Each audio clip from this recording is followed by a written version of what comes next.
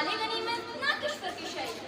मोहतरम प्रिंसिपल, साथिज़ इकराम और मेरे अजीज मकतब साथियों, अस्सलाम वालेकुम। जनाब आला, आज इस पुरवकार तकरीब में जो कि यौम तोहफा पाकिस्तान के हवाले से मुनक्कद की जा रही है, मुझे लफ्ज़शाई की सादत मिल रही है। 6 सितंबर 1965 जनाब आला, ये वो दिन था कि जब एक गीदड़ ने शेर के पिंजरे में हाथ डालने की कोशिश की। जनाब आला, ये वो दिन था कि जब हमारे दुश्मन भारत ने पाकिस्तान की सरजमीन पर कब्जा करने की एक नाकाम कोशिश की, मगर हमारा दुश्मन एक बात भूल बैठा था कि वो जिस मुल्क पर कब्जे के लिए जा रहा है, इस मुल्क की हिफाजत के लिए इसके चांसारों का लहू बोलता है।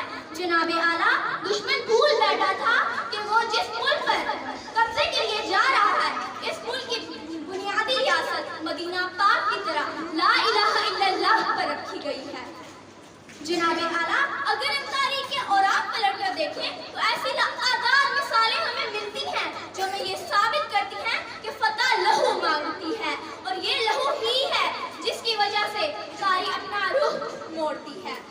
आएगा कातिल की ज़ात के बाद है इब्तदा हमारी तेरी इंतहा के बाद।